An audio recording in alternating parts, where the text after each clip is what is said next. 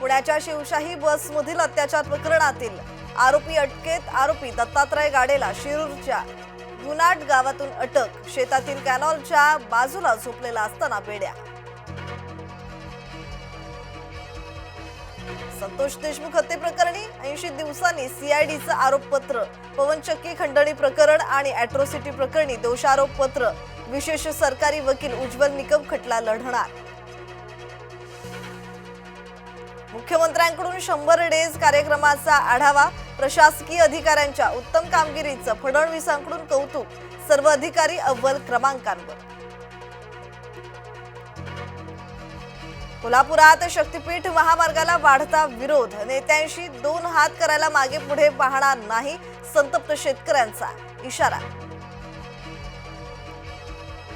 वक्फ दुरुस्ती विधेयकाला केंद्रीय मंत्रिमंडळाची मंजुरी. संसदीय अधिवेशनात विधेयक मंजुरीसाठी पटलावर येणार. देशातील जवळपास 9 लाख एकरहून अधिक जमीन वक्फच्या मालकीची.